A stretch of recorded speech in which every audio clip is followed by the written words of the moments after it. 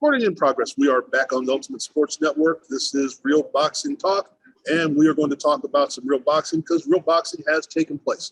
Once again, we have our panel of experts who know everything there is to know about everything, and we're going to start this segment by saying we at least know this one thing.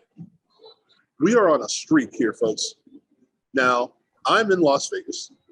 Obviously, John has the MGM Grand thing up there, and of course, Mr. Farmer has credentials from every fight that's been fought since 1943 behind him. So we know what we're talking about. And if you know us well enough, you know that we never really believed that, but we're going to say it. As of last week, after the Canelo fight, we said we got it right, and we all did one of these, and we said, cool. Well, we're on a roll. We got this one right, too. So at the end of the Crawford Porter fight, I think we collectively looked at ourselves in the mirror and went, I got it right. So why did we get it right? Charles, why did we get it right? Well, I mean, I think you had to understand, first of all, that styles make fights. And I think that's a lot of people don't understand that. And then you just have to kind of see how, what you have to use maybe the history of what a fighter's done, right? Kind of see what he's done and, how he's going to interact. And excuse me, with all that being said, you look at the fighters' pros and cons, and, the strengths and the weaknesses, right? And when you do that, then you're able to say, now how's that compared to the person that he's facing? And I think that's how we're able to get it right. You have to break down Porter, what he brings to the table compared to Crawford. And to me, that's what the true equation came down to. Okay, now you make it sound like it's that easy, and I make it sound like we do this all the time. I am now 2 for my last 247, so I just have to get the last 2 right. So, John, what do other people not see that we saw, or what weren't they looking at that we looked at in particular for this fight? Oh, actually, I've been thinking about it, but when we talked about a late stoppage, Charles made the point that, and it made me even think about it more seriously. They're thinking about it, but I went, yeah. Conor knocked Porter down hard in that fight, as we were talking about. That's probably the only round he won. But I had seen lately that Sean had been petering out in the later rounds in his fights. And he got knocked down by Errol Spence later. So I thought if he was gonna ever get stopped, it was gonna be here late. That's what it. So sometimes there's a pattern with fighters that you see. For example, if anybody ever watched Oscar De La Hoya when he got older, past around round 7, he got tired. Oh my God, you see it. He stopped using his jab. I mean, Shane Mosley just outworked him. Second fight, I thought Oscar won it. But the first fight, Shane won it just because he was busier and Oscar was tired, and Shane outworked him. So you saw that pattern. It was going. And that was what I saw with Sean, was that the fight went on. He got petered out, and then as the fight went on, also the other side, the other corner, Terence Crawford, it's better. So that was why I thought this would happen, because of that, because you've got a combination. And so what's going to happen when you got a guy who's getting better by the round and another guy who's getting maybe perhaps a little worse? And we saw what happened, and it was too bad because Sean fought a great fight. He's crafty as hell. His big downfall, guys, has always been he's even though he started off as a middleweight, he worked his way down to a welterweight. He's just not a big puncher. And if he had been a big puncher, I mean, he hit Terence Crawford with some pretty good shots. Crawford laughed at him and smiled and everything, but that usually means, yeah, I felt that one. So if he had power, it would have been different. So that's the things you look at. I think we get hooked on too quickly. We've said this before on the last fight. So you need to look at a body of work, the last 4 or 5 fights, and then you say, okay, I think I see something. I mean, you're going to be right. We've been fortunate the last so many times, but usually you can get a pretty good idea of what's going to happen. And then, of course, when you're right, you look great. When you're wrong, you go, whoa, I was really wrong. That's how it goes. Well, I'm going to make a comparison that it's not because of styles, but as well, maybe it's because of styles, or execution, but because of the mentality. And I'm going to go Bernard Hopkins for Terence Crawford. It's not necessarily that he executes his fight plan that way, but I'm going to figure you out. I'm going to let you get a few rounds to start with. I know what I have to do, and then I'm good enough at the end to execute the finish. Because how many Bernard Hopkins fights did we watch and went, is he going to ever get going here? You know, and he's just giving away rounds. It doesn't seem to care. And then before you know it, he's worn the guy down. He's figured him out. He may not be going for the knockout, but he knows he's going to win those last few rounds, and he's not the least bit concerned about it. And, of course, when he became Bernard Hopkins, he also knew that he was going to get the decision. So that's what I saw here, and I've seen with Crawford for the last few fights. It's like, as you mentioned, we both mentioned, or all mentioned, that he's a slow starter, but there's a reason for that. So when we look at the body of work here, as John said, Charles, what does that play out for the future? He's already said he's not concerned about Josh Taylor. And we already asked the question, can he carry the weight? And John just mentioned he did carry the weight to 147 because a bigger man came down, didn't have any problem with it. So where does that put Crawford in? And we'll recap the fight here in a minute, but where does that put Crawford as we're going forward? I think he's in a good spot. I don't think he have a problem with 147 at all.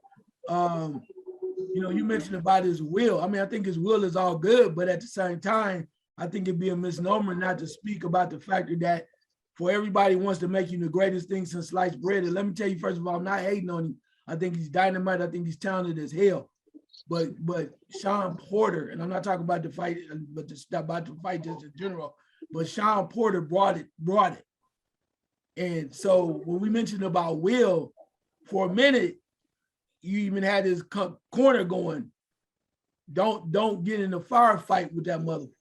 You know, they saying that. So, I mean, yes, Will is all well and good, but I mean, I just think with that being said, for the future, as he moves up, and then I'm not sure about Josh Taylor, but I'm almost thinking if you fight Errol Spence Jr., that's not that on command thing that everybody's thinking he has. It's going to be a little bit more difficult. And I think Sean Porter showed you that. So in the past, he's done it and nothing taken one from him. Not saying he can't even beat Errol Spence Jr. But I think that it's going to be a little bit more complicated. You're not just going to walk in and go, okay, now it's time, turn it on. Unlike Floyd and Mayweather could do that. But for this young man, I think we still, and it's not take away from him. You can put him up number one and pound for pound, all that you want to. But I think we have to be honest and say that he found himself in a fight that he ended up winning and dominating, but it wasn't easy. Well, and it's fun. You used a phrase in there that isn't quite true anymore. You said young man. He's not a young man. Yeah, I mean. So but I know what you mean, and I understand why, because, you know, we're old. But besides that, it's the idea of we haven't had him on the radar for the last dozen years. I mean, he's been there, but it has no, like, he's and you think it feels like he's about 27, 28 years old. He's 34. So is there time, John? And again, we'll go back and we'll talk about the fight in a minute. Is there time for him to become the guy now that we think? And remember we were talking about Triple G a few years ago. The window was closing. Is the window closing with the other welterweights, or is it still, he's got time to figure it out? I think it's there, and I think he's figured it out. I think this is him. Again, if you go back and see his other fights, he does this in all his fights. He drops a few rounds. He works it out. He does what he does. He switches to the southpaw. You saw he went to southpaw real quick against Sean because Sean was tagging him with a lot of blows, and then Sean hit him with some right hands, which was right on the money. So that's Terence Crawford. I think they kept telling him, don't get in a firefight like Charles said.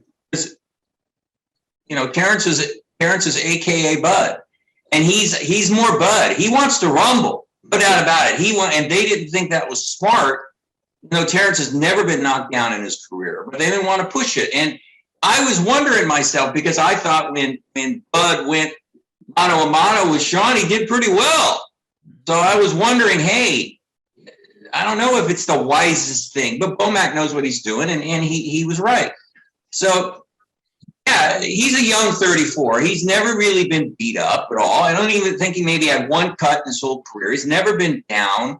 His fights, the thing is about him, I think what it is he's going to be unappreciated in a way because he rarely blows out anybody. Right. His fights are very close for a number of rounds, like Kell Brook, like Hank Lundy a few years ago, like I mentioned. So you're thinking, this is the best guy. It's kind of like Canelo sometimes with like, say, the last fight. He wasn't exactly dominating Caleb Plant like you would think maybe a number one guy would do. And that's what we think, like the best football teams are supposed to go out and win 41-0 every weekend. It doesn't happen. So I think Crawford is Crawford. He's kind of cerebral. He keeps himself very tight and controlled. And then when he gets a weakness or knocks a guy down, then he goes in for the kill. That's his style. And I like that Charles mentioned Errol Spence Jr. because I think Crawford could beat him. I do, because I think he's a better boxer. I think if he could survive the early rounds, because when Spence hits him like Sean Porter hit him, no, he's gonna feel it and probably go down. If he could survive it and do his thing, probably do the same thing. Come on late, maybe win a decision. Right now, everybody says he's destroyed Errol Spence Jr. Ridiculous. Ridiculous. It's all the emotion. It's that same thing I said. The last fight. You look at the last fight. Come on, man. How close has Errol Spence got close to losing? One guy pushed him, Sean Porter. So now they have the same opponent. So, no, I think Crawford's in a great spot. I think he is what he is. And this is him. I don't think he's going to get better at 34. This is as good as he is. Is he the best? Again, he might be 20 years from now. You might go, wow, that guy, Terence Crawford, he was a lot better than we thought. It might be one of those things. But that's not saying he's not good. I think he's right there. I do. I just think the way he fights isn't an awe-inspiring thing. Like when Muhammad Ali, whenever anybody wants to see an example of the greatest, you go back and watch him when he fought Cleveland Williams, 1967. That was the greatest exhibition of boxing, speed, footwork, combinations. He had it all that night. He's 25 years old. That was him. He could do that because he was great. I don't know. I don't think, remember, I'm very tough about that term great. You got to earn it. I wouldn't say he's great. I'd say he's very good.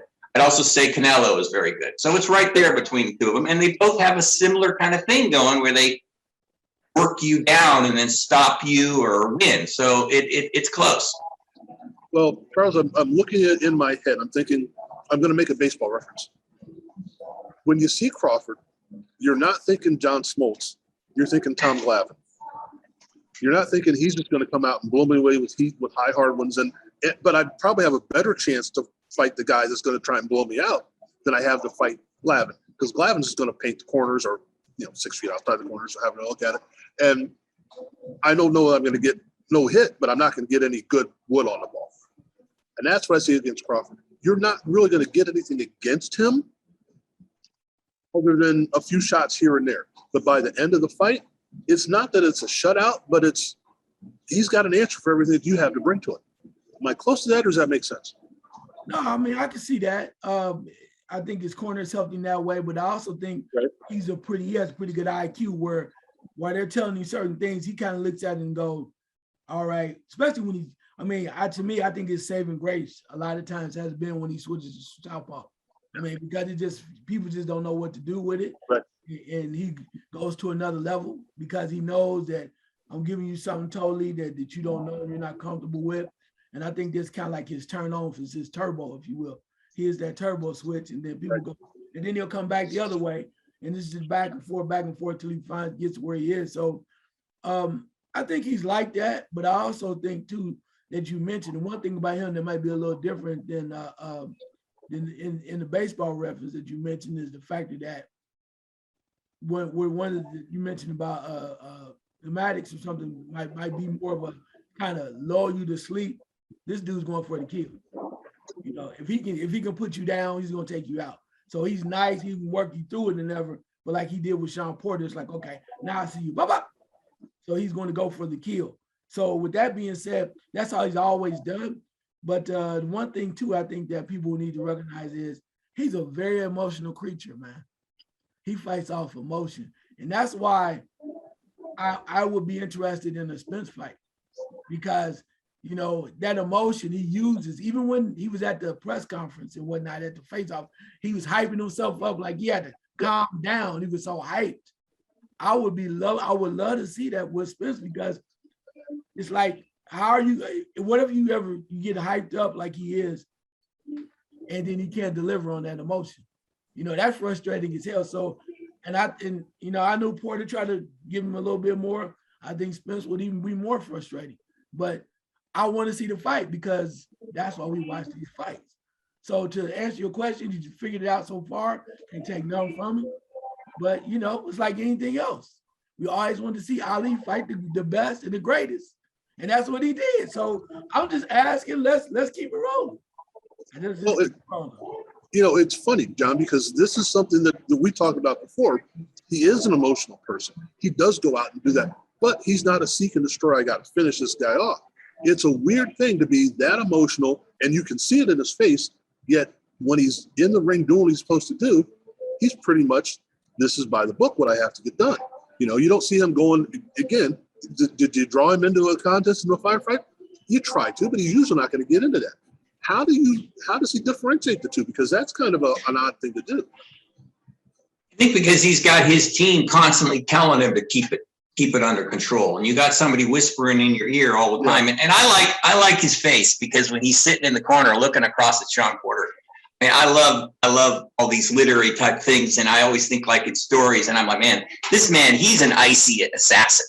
That's what I was thinking. He's the kind of guy that if you locked eyes with him, I would go, ooh, because he doesn't react. He just gives you a look like, okay, I'm ready for you. You ready for me? And the thing is you can feel all the emotion. It's here. He keeps it in control. And then I think that's why he's such a great finisher, is when he goes, he lets it all out. He's able to keep his technique and wing those shots and all that. And in that respect, I was glad that Kenny Porter, so we could talk about that if you guys want to, but he did save his son, because Terence Crawford, he's an incredible finisher, and that could have been ugly. And that was the last thing I wanted to see with Sean Porter. As I wrote an article in Max that said, I will miss him, and I will, because he was class. He is class in all ways. So I did not want to see him backed up to the ropes and his head going like this. So in that respect, I was glad, but that's another thing. Well, Charles, let's give the people something that we want to give them. What does Terence Crawford do better than anyone else at that weight or in that general weight class? What separates him from everybody else? One, I think, is patience. And I say that because of the fact that, as you mentioned just a few minutes ago, that he wants to go out there and just tear your head off. That's his nature. But I think it's patience and his ability, along with his corner, to figure out some things, right? If you open the door, there's only been a few people that can do that. I always throw Floyd as the main mastermind who made other people look ordinary. Right. And I think he was the mastermind behind it. But I think we'll see that a little bit of those same things from Crawford, where it's like, okay, yeah, I see you right about now, go. It's like boom, and he just goes after it. So I think the patience and then his ability to figure things out with his corner, it kind of separates him. So it's just biding time. People want to say Canelo's like that in moments, but Canelo's more or less, if he knows he's more aggressive and like Caleb Plant, his punches can't hurt. You can't hurt me. I'm just gonna come forward. It's not even like I'm even hiding what I'm doing. I'm just coming right at you, because sooner or later I'm just gonna knock the hell out you. So I think there's a difference there compared to where you kind of calculate weight, knowing the guy can be a little dangerous. Canelo was just like, okay, the game's over.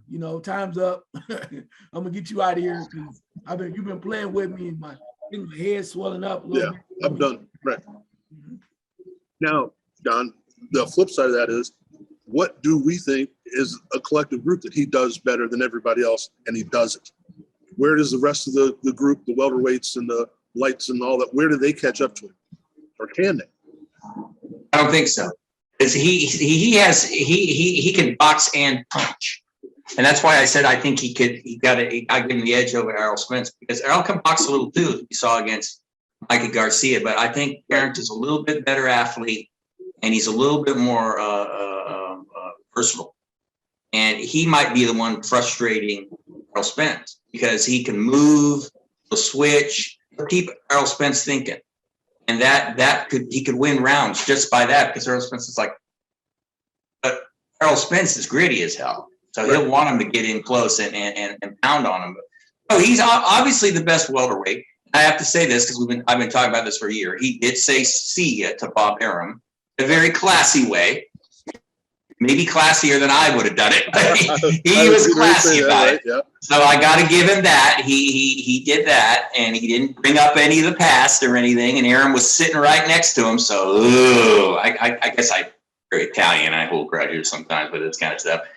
But he's just the best. We figured he was, but we didn't really have the proof against someone that was also very good. And we got that this weekend. So when you asked me last week, if you remember, what would be the best thing for a result for Terence, and I said stop Sean Porter, because nobody had done it, and he did it. So he's undoubtedly the best welterweight. All the talk of what he's going to do, I know you're going to bring that up, but he's the best, and they can't touch him. There's nobody. If my so-called Swift friend from Philadelphia decides that he wants to come back, I don't know where he is. He's hanging out with Keith Thurman somewhere on an island or something. I don't know what they're doing. But he didn't have a chance to get, well, okay, he has a chance. Yeah, but right. Terence would beat him like a drum, So think of it, there's only one guy that comes to mind. We know who that is, and that's that young guy from Philadelphia with the nickname of Boots. Okay, now let's look at the immediate aftermath of this fight. First of all, Charles, we had a certain someone in the stands who seemed to be, I don't know, would you say impressed or like, the reaction of Errol Spence Jr. to this fight, from what you can see? I think he was impressed, but I think he also thought that, the father kind of stopped it, inadvertently. Right. Because, that most of the boxers or the fighters they want to go out on their shield. And he's like, okay, yeah. And then but I don't think he really thought he wasn't impressed at all, because I think the reason why he went to is to really see that in person. And Terence Crawford has been to his fights. Right. So he really wanted to see why it works. And he's like, okay, I'm going to see how you fought the man that I beat. The other part too, that why I was impressed with too, John mentioned it before, Spence dropped Porter as well. And then if he follows up with that right hand, it's probably lights out as well. But I mean, it's tit for tat. So when I look at it that way, you can go on that all day long. But I think he went because he said, I really wanted to see him.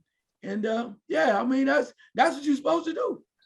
When you have potentially you're going to fight a guy next, or whenever you're going to fight him, you got to go, yeah. So I think he was impressed, but he wanted to see, but he's also probably like, It's like you should do that. I'm sure right. Crawford did the same thing when he went to go see him. Like, oh, okay, so I'm taking notes. So, game recognized game. So yeah, for as much as people made about him leaving the exit, that's all to me Hollywood social media crap. I mean, he was there. I mean, you want to get in the ring and do all this promotions? Nah, man, you don't get paid for that shit. Excuse my language. You don't get paid for that. Why would you do that when you go wait and then you're gonna make the real money? Why are you giving people, he should have gotten in the ring and nah, bro. I read that, yeah. That's not the money. If you really know what's going on, he checked him out, I'm out. See you. See you later, bro. Well, and there was another thing that you mentioned that we were talking about earlier, the aftermath of what happened with the Porter camp. And we can I'm not even going to get it. John needs to explain to us what happened and what you felt was going on there. What Kenny Porter said after the fight? Yeah. It was a strange moment because the announcer asked him a question and he said, honestly, like Kenny did, and I'm paraphrasing, of course, because I can't remember exactly, but he said he didn't prepare. And I knew it. And then he explained that what he meant is that Sean was pretty much talking about retirement before. Right. So I guess he was saying he didn't prepare because he already had one foot out the door. Right.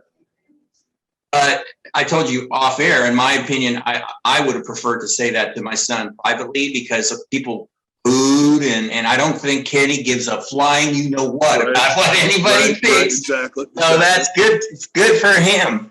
But this is just my personal opinion. I would have handled it differently. But he's a very straight shooter. He's an honest guy, and he told it like it was from his point of view. His son was not happy that he stopped it for the same reason that Charles said with Errol Spence's look, which I thought was the same thing. He was like, "What? I just stopped it."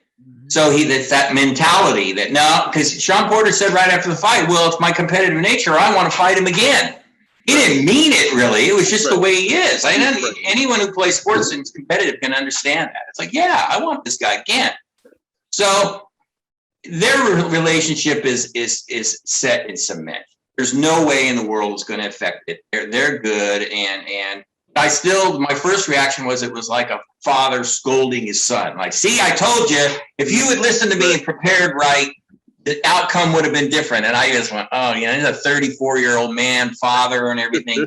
Perhaps we could have waited on that a little bit, and I would have said, I did my best. And, yeah, come on, Dad. Okay, son, let's go out and have an ice cream. It was just one of those moments that bothered me. But those guys are so close and everything. So I hope no one's going to really. I mean, we're focusing on it on right now. But that's it.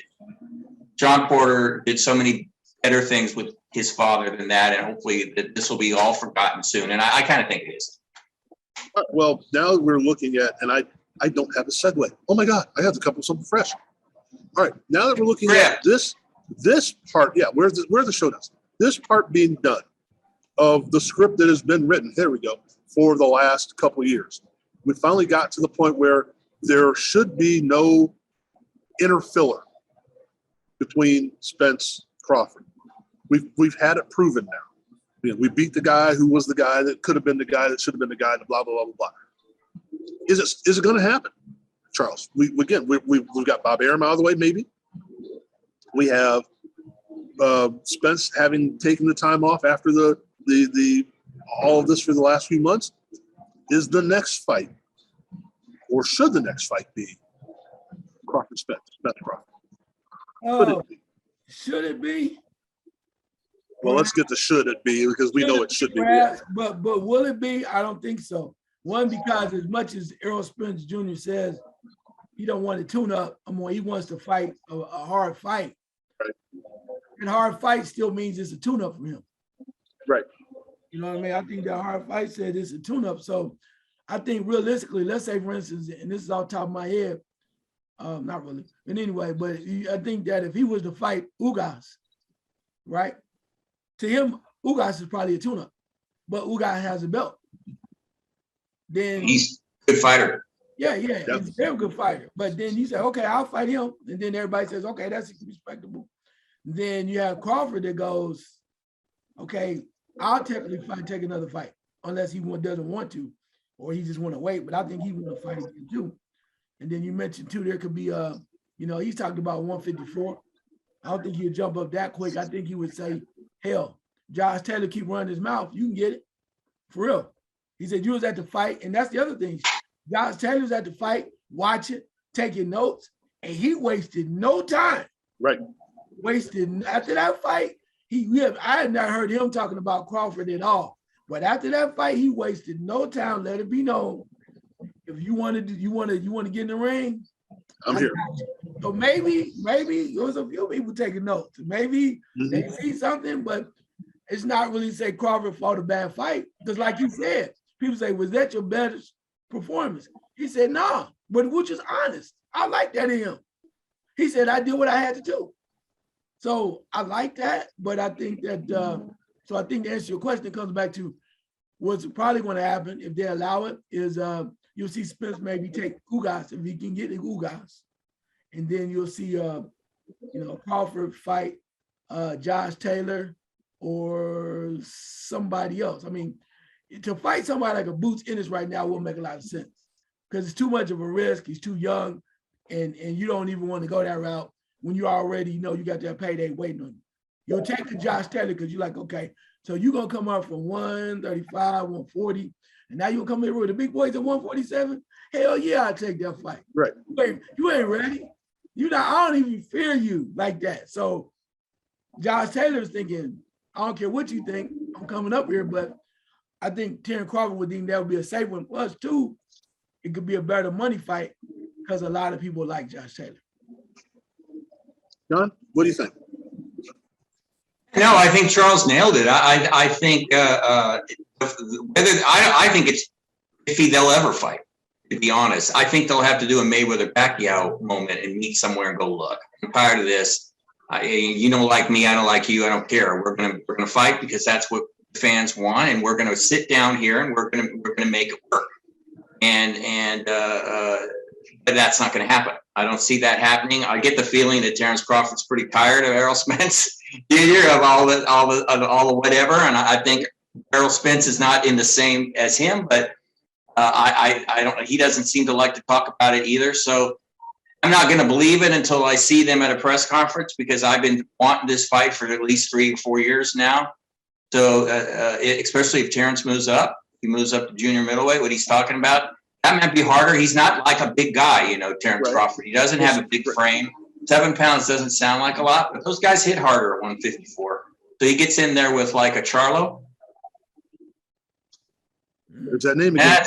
That's tough. The Josh Taylor fight is a good fight. Josh Taylor is a tough guy, a lot of pride, a champion, unified like Terence, and so that would be 2 unified former 140-pound unified champions, or former and now, fighting each other at 147. That's a great matchup. I could see why Aaron was salivating about that one, but Terence Crawford's probably like, I don't want to do anything you suggest. So he's probably talking to all the promoters. He's talking to Eddie Hearn. Eddie Hearn probably offer him the moon, which he deserves. Made $6 million from this fight. Sean Porter made $4 million. That's fine, but he'll make more on his own. So he's going to get the best thing for him, and that's he should do that. As far as Errol Spence, I wouldn't consider Ugas a tune-up though. That fight would be you said, Charles, you said a tough fight. That'd be a tough fight. He'd have a hard time beating Ugas. Ugas is tough, a tough out for everybody. So maybe if Ugas fights Errol Spence, or Crawford could say, okay, fine, I'm going to fight the winner. Yeah, and everybody says, okay. And maybe something will happen. But until they sign those contracts and they're having a press conference and they're looking at each other and pointing at each other, I'm going to be very cynical about the whole thing. Well, yeah, go ahead.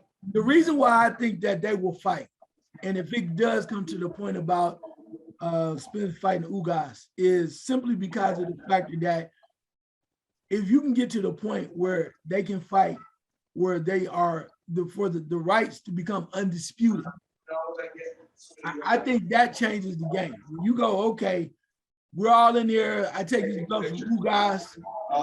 You bring your belts, I bring my belts. It's undisputed. Then it brings to the forefront the fight we're looking for. It means crazy cash. It's a hell of a fight anyway. But when you say undisputed, whole other story. Put it out there, it's a mega fight. And you can hold it in November, whenever you want to in the fall. I mean, next year or whatever they want to do, end of the year, you can do that, and it's everything everybody's going to watch. And for as you mentioned about whether or not Crawford would be interested, it's what he wants, man. He's been waiting for that approval for a long time. Even though he acts like he doesn't want it, he wants it. He wants to be known as the dude. He does, and you can see it. He's like, I don't really, yeah, you do. He wants his just due. I can't blame him for that, but I think them fighting and those guys coming together, undisputed, it's the greatest thing you could ever have when he truly will receive recognition as the dude. Well, it's funny that we talk about it this way, because we keep looking at all these other weight classes, all these other fights, all these other categories, and all this stuff. WBO, we've mentioned something about the WBO we don't like. WBA, we've mentioned lots of stuff about the WBA we don't like. All these things. But when you get to the point where you say, but now the new and undisputed, suddenly that all goes away. So, and we've been hearing rumors of another tournament. We've been hearing rumors of this and that and all this other crap. John, when we get to the point where, as we mentioned, Canelo said, I'm running my own show. We're the point now where Crawford's like, I'm out from under Aaron. I can do my own thing. As Charles said, with Pacquiao and Mayweather, we met in the coffee shop and we decided we're going to do it. Are we to the point where we're saying, let's just get these people out of the way and do what we want to do? Or is it that there's some validity to having Eddie Hearn? There's some validity to having De La Hoya and Golden Boys. Do we need them on a contract 3-year, 5-year deal? Or are we saying, just put the fight together? Just do the logistics. Oh, there. There's some validity in that, Frank, but I don't think Crawford or Errol Spence are there. I think Floyd Mayweather wanted to run his own show, and obviously he showed that he could do it easily. He was the man. He knew what he was doing. He had the power. He had the name. He had all that. And Pacquiao had a representative. But this time, Pacquiao, instead of sending his representative, they met. He didn't say, wait a minute, I'm going to get my representative to sit down with you. He met with him. So it could happen if they really want it to happen. See, that's what I think. I mean, I think they want to fight each other. I do. But that kind of mentality, when you've been around promoters and managers your entire career, they still have, a lot of them still have the mentality, look, man, I'm going to fight. I expect you, I'm paying you good money to set these things up for me. But when you become like a Floyd Mayweather or a Canelo now, where you're your own representative, you're a businessman, and that changes everything. I don't think Terence, Bud Crawford, or Errol Spence Jr. are there yet. Maybe it'll change. I hope it will, just so that we get the fight. But they're just not, if you think about it, that's why there are so many managers and there's a handful of promoters, but that's why there are so many, because they manage. Not well, a lot of them, but most fighters, and I don't blame them. I mean, I've wrestled with that myself. I've imagined, well, how would I feel? Do you want all those distractions in your boxing? No, you want to focus on what you're trying to do. You're going to be thinking, okay, I'm setting up the date. I'm going to get the money. I'm going to do this. We got to do this. Multitasking thing would be tough if I was a boxer to me. So I understand it. But if you're really frustrated, like Crawford, I think is to a point, you can cut those guys out and do it yourself. But I just, at this point, I just don't see it. And Eddie Hearn has made himself very friendly to all the fighters, and he is. He's really good to the fighters. They like him. They seem to, at least. He pays them well. Right. So wherever Terence goes, I heard a rumor, and Charles, you're going to love this. I don't know if you saw this. I heard a rumor that Terence Crawford is going to sign with Floyd Mayweather. Well, I mean, he's saying, I'll fungu, huh? I mean, and I don't blame him, because I don't think he's been treated well. I've been saying that for a while, and he knows that Floyd Mayweather Productions and Floyd Mayweather would treat him well. So, he's thinking about all of this, I'm sure. There's not even a question. Charles, go ahead. I mean, you gotta look at what's available. I mean, one thing you might say, Floyd might be over the top, but he knows he has the right people. So, I mean, and the truth is there. And then if you're going to do that anyway, why wouldn't you have it the other way? I mean, moving forward as well. But I think when you look at the overall the standpoint of it, Terence Crawford, as John said, is probably not in that position or he wants to do that. Where he handles it by himself, right? But it's right there for him. He can do whatever he wants to. It's a solid fight, and Floyd can deliver the goods. Because I mean, worst case scenario, he can call Richard Schaefer, yo, man, I need you for a one-shot deal. Right. Yeah, let's get it together. But like you said, the other thing too that I'm really interested in, because we're talking about Crawford receiving his accolades and whatnot. One thing too that's really gonna make a difference, I think, in if they do fight, the money is the factor that right now we're seeing perhaps that those pay-per-view buys for that fight with Porter real low, man, and they're asking, can Crawford carry a fight? Right. That's what people are saying now. Are people gonna tune in? We'll watch him on ESPN Plus, yeah, but right. But can he? I mean, it's not disrespecting me, but it's like hell. All of Omaha's at the fight. Who gonna pay for it? That's right. Yeah. The whole city turned out right. Yeah. So who's gonna buy it? And I think that's really important. And real quick, Frank, that's what Bob Arum said. That was his big complaint, was that he lost money on every one of Crawford's fights. Now, I never said that he was wrong, but again, almost like Kenny Porter, I wish he would have spoken to Crawford privately about that. They didn't seem to do it. He handled it with no professionalism and a total lack of class. But yeah, Terence doesn't really sell fights. He needs a rival, and Errol Spence and him that fight would sell. That would obviously be pay-per-view, and a lot of people would pay for that one. Well, it's kind of where we were headed, and we've looked at a few guys here and there. You know, we've been talking about Charles, we've been talking about Andre, we've been talking about this and that. We've got a few guys here that have fought recently and are slated to fight in a little while. Where are we at with the reason that this came to mind is I'm looking at the MGM Grand behind you. I'm looking at Charles and all the credentials, all that stuff. I'm watching the people walk back here. I'm at New York right now. Where is it that we get, who is it, I should say, who's the next draw? Of the people that are out there, is it Josh Taylor? Is it Devin Haney? Is it Andre? Is it who is the person we're going to say their next fight is going to be one that's going to draw, either regardless of who they fight or because of who they fight? Charles, who's the next guy that we say this is now going to be must think boxing? We have to think about this guy. And he might already be on the scene. I don't know. I'm just saying, as the way things are playing out right now, where do we look at things and go, this is the thing that we've got to deal with? You know, it's easy. I mean, we're looking at Devin Haney. He's going over here doing that, right? We're looking at Crawford. We're looking at Ugas. A lot of people want to say. But depending on what he does next, because I have no idea where he's going, but I want to see this because this is, you know, this guy right here, and he's probably not even who y'all thinking I'm going to say. But I want to see it because it's just going to tell me a lot as to where his mindset is. Initially, I thought Haney, but then I'm not going to go there. But I'm going to say, and then I know John's a guy as well, but I'm going to say Boots Ennis because of the fact that he's in a position at 147 already.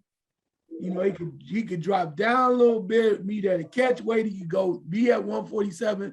There are a lot of people for him to, he's been talking a lot of people there for him to go, now it's time to prove it. We said the same thing a little bit about Crawford. Crawford said, all right, now, I showed y'all, now what? Give me the goods, give me the bag. So Boots Ennis to me is in that position right now. You've been talking about it. Now it's time let's take a step. And I think he's a guy we need to watch because from all of what he said, he said he's ready for the next step. So I'm gonna throw John's guy out there. I think it's Boots. Okay. All right. John, since he just took your guy, take his guy. Thanks, Charles. No, I think we shortened this segment by half an hour, right? For the guys that are out there, I think the guy that and I think his fights will always sell just because he's such a great promoter is Tyson Fury. And he doesn't need Wilder. Right. You know, he's a great promoter. You're talking about who would have jumped in the ring? Tyson Fury would have jumped in the ring. Right. And he would have challenged him right there. And see, that's the kind of thing that Muhammad Ali didn't do that, but I at least not that I remember, but he done it out of the ring. He's like, okay, I'll fight him. Apron, right, yeah. But it's a great promotional tool. So, and Fury is crazy enough that he'd probably jump right over the ropes and do something like that. So his fights sell partly because of his insanity or his personality or whatever you want to say. And then his last fight was really exciting. So they're undoubtedly gonna show it. And of course that's who I was thinking of too. Is to me, and I've said it a million times, Boots is everything. Boots is got it all. He could move up to junior middleweight when he gets older. He could be. I see him as a middleweight as he gets older. I do. I think he's got to be. Unlike Terence, he's got a bigger frame. If you look at him, he's a bigger kid. So Boots is the answer unless somebody stops him. But right now, the best pay-per-view fight obviously would be who we've been talking about, Crawford and Spence. But other than that, pay-per-view is not something that does very well. And I think I heard you guys say the numbers with the Crawford reporter weren't that good. Is that what you said? Yeah. And Fury and Wilder were very good. So, but again, repeating myself, we were kind of groaning last week, or I was, or we all were 2 weeks ago, 2 weeks ago. They weren't selling the fight very much. And I don't care what they say, that ends up hurting. So sometimes you could sell it up the yazoo and it doesn't help. But boxing is just totally different now. The pay-per-view model has to have somebody who, in a sense, is somebody that people really want to see. They want to see what he's going to do. That's why Mike Tyson was so huge. It's like, how fast is he going to knock this guy out? You know, and you, if you don't have that selling point, then you don't get the people who are on the edges come in again for the 100th time. That's why Manny and Floyd Mayweather's fight sold, because everybody wanted to see it. Even people didn't really know that much about boxing. It was an event. I've never seen anything like that. Is there anything like that? No. And it's interesting where I'm posted up at now, and have been pretty much for the last week or so. The events that have happened here in Las Vegas in the last few weeks have been this. We've had this fight where I didn't see a big wow. I mean, you saw a few people wearing their Omaha shirts, and that was about it. We saw the Bengals come in, Cincinnati Bengals come in, play the Raiders, and there were more Kansas City Chiefs jerseys than there were Cincinnati Bengals jerseys. You know, Bengals didn't travel well. We have a ton of UCLA fans roaming around here for UCLA basketball. Gonzaga fans roaming around for Gonzaga. Yeah, I know. Arizona fans. So it's been more of that. And I was surprised because for both the Canelo fight and the Crawford fight, I expected there to be more foot traffic, and I didn't see it. So it's interesting that there's more going on, yet there's less happening for those kind of things. So when we're looking at people that can move the needle, and I'm going to throw one at you that there because my brain just stopped working, and I want the answer to it. Somebody just called out Oscar Valdez. Who just called out Oscar Valdez? Oscar Valdez. For me, Shakur? Yeah. Was it Shakur? I don't know. I don't think so. I think he called him out before. Maybe that was it. Maybe that was it. I don't know. Someone just called out Valdez, and I went, and again, my brain just stopped working. There's a ballsy thing because Valdez just looked really good. And I'm like, what's going to happen here? So, Shakur would call him out. He would. Okay. He's got the confidence and yeah, he beat him. There's what we're talking about. Frank, he beat him. Right. Well, who's going to make the ballsy move and to get people back in the seats? And as you mentioned, pay-per-view is pay-per-view. I don't take a lot of stock in it because as we see again behind Charles, people actually go to the fights, but what are you trying to accomplish? And it's like saying, you know, future Hall of Famer, blah, blah, blah. Like, really? You're anointing him this right now? Well, being a pay-per-view fighter, and again, this is an old guy. This is Movember, so I haven't shaved. It's all gray now. Wait a second. You're telling me that this guy's a pay-per-view fighter? I thought you had to be somebody special to be a pay-per-view fighter. Am I wrong? Isn't that what it was? So, all right. So I'm going to throw it out there then. Even though we're under a new landscape and a new way of doing things, Charles, who can carry a fight? As John said, Tyson Fury. Who can carry a fight by himself or promote the fight by himself where you say, this guy I got to see fight? That other people other than just us are going to say, we got to check this guy out. Who's out there now? Maybe 2 or 3 guys. I don't care. Just who can carry a fight? One, we know Canelo can carry a fight, right? We know that. Okay. I mean, because he shows up in Miami, Dallas, hell, he could fight in Chicago. And he would, right. You know, because that's how it is. So definitely him. The other person I would probably look at too, even though it's early, and I don't know how, but and it's really messed up, but I think because the way that he is and he's brash, and you mentioned him before, I think Shakur can carry a fight. And I'm going to tell you why. Because it's kind of like, you know, when Ali went up against saying who he's going to fight when he fought Liston, it's like, all right, he's like, you ain't got no chance in hell, little boy, sit down. And he said, I told you what I'm going to do. Shakur has no fear, man. No fear. So it's like, okay, you want me to, you know, they ask you. He said, you want me to fight? Who you want me to fight? You want me to Oscar Valdez? I'll fight him. You want me to fight Lomachenko? I'll fight him. And he said, what about Gary Russell Jr.? He said, he fight once a year. You want me to fight him? Everybody you name. He's like, he said, I'll fight him. Right. I'm not afraid of any of these dudes. He said, Lopez, I'll fight him. And he said, down the road, you want me to fight Tank? Dude is like, I don't care. And when you had that attitude, along with the skill set that he has, and his brash, you know, being brash and young and not too cocky. Right. So with that little smile, little grin, Like, I get this done. That is a showstopper because he has charisma. He doesn't, he's not really over the top, but the way he boxes and the style and it's just the aura he comes across, I think boxing fans will love that. Because you get to see that sharpness again, at that level with the lower weights, with the Sugar Ray Leonard when he was really sharp, Oscar De La Hoya when he was sharp, Floyd when he was like, that sharpness and the quickness. People love that at the lighter weights. And I think with the right management, which is going to maybe be a problem because we know who represents him, he could, I think he could carry it. And I think he will because of the fact that if he gets the fights that he wants, you got to watch him, man. Okay, John, you look like you have something you want to add to that.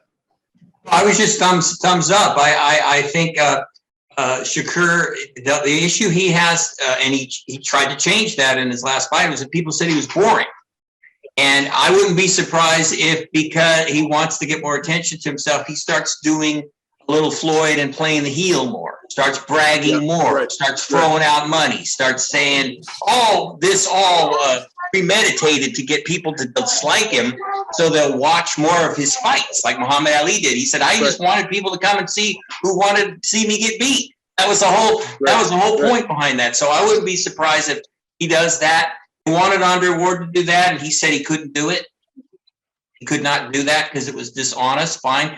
I think Shakur could do it. I think he could stand up in there and go, give me a break. You haven't got a chance. I'd be surprised if you show up.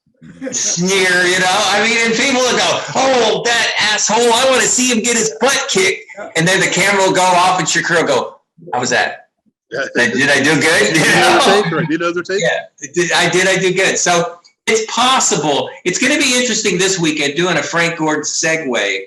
Teofimo Lopez fighting. He's the big meat. Yeah. See, Frank, I've been listening. I've been watching you. He's the head of this big card. I don't even know where it is. It is in Florida.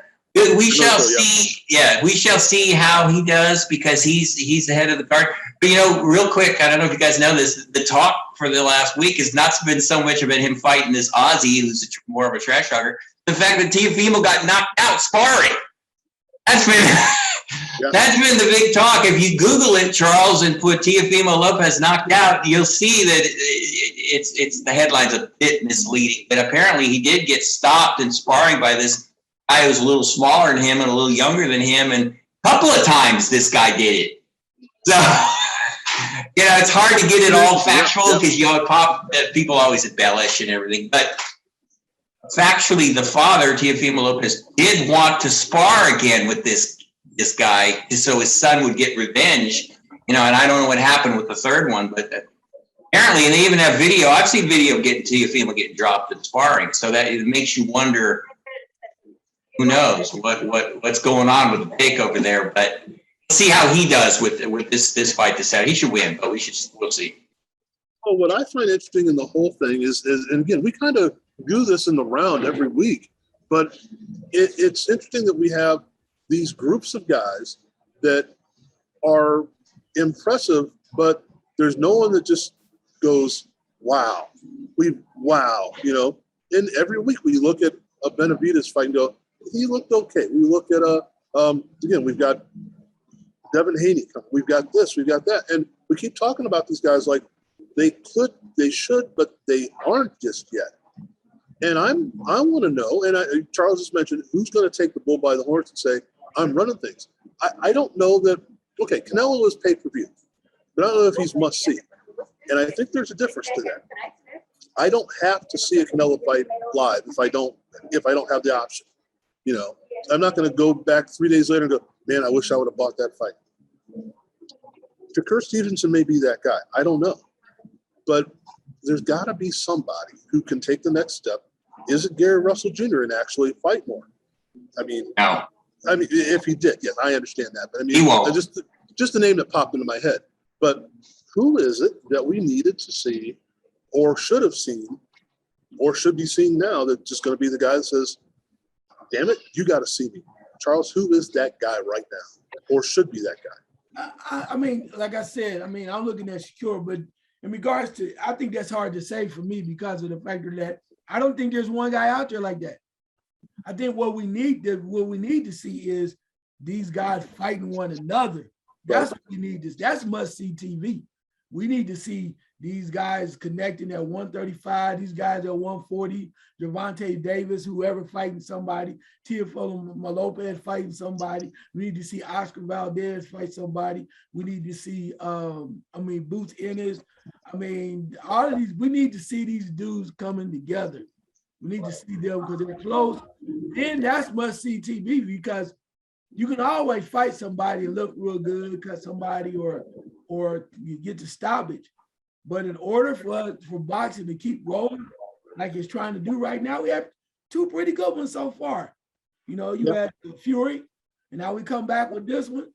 And hopefully some more, if not before the end of the year, 2022, you get an opportunity to really get this thing rolling. So I think the must-see is premier matchups that people want to see that get us closer to finding out who that guy is that is going to become must-see TV. But I think you got to go walk this path first instead of saying, okay, because we can sit here all day and put down numbers of list guys. Oh, yeah, okay, but it's not getting to the point. That's why that tournament will be great. Don't think it's going to happen the way we want it. But I think somebody's going to have to rise up where they start fighting one another. Well, John, you mentioned good but not great. Who can be great? I'll answer that. Just that's because I think that's pretty easy for me, at least. Maybe I'm there's two guys, but don't go to sleep on the fight on the 4th with Devin Haney and Jojo Diaz. That is a heck of a fight. That could end up being a war. Diaz has lost once. Haney's never lost.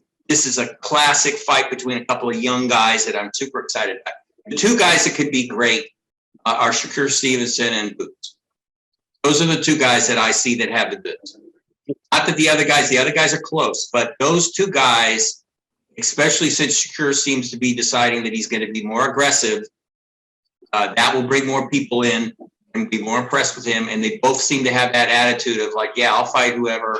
I love that. That's the way a fighter's supposed to be. That's why we admire boxers, because there's no fear there. It might be privately, but they'll say, no, I'll fight. Put him here. I'll fight him. So that's the way it is. So those two are the two guys that I'm looking forward to. Boots has more power. Shakur is such a crafty, there's that word, technical boxer, and kind of a young Lomachenko, and that you love as a boxing historian type, boxing, not a troll, but a boxing, what's the word I'm looking for, freak. You love a guy that can do all those technical things that most people just go, so what? And I go, that is not a so what, you try it. So those two guys are the future. Well, I think that we're looking at a couple of things that are just insane here, that we love what we're looking at, but we're expecting more that we're not getting. So I think what we're going to do is we're going to take a look, and we're going to look at now what's coming up next. We've got through this piece of boxing season. We've got everything set up here. And then coming back next week, we're going to jump into the teeth of this. Now we know what's going to happen. Because again, we don't have to pat ourselves on the back next week because there's nothing we've predicted yet. So we're going to roll from there. So guys, thanks again. I know we all have lives to get to right now. So enjoy yourselves, and thanks one more time. And folks, it's growing. So keep on following us. We're going to roll from there.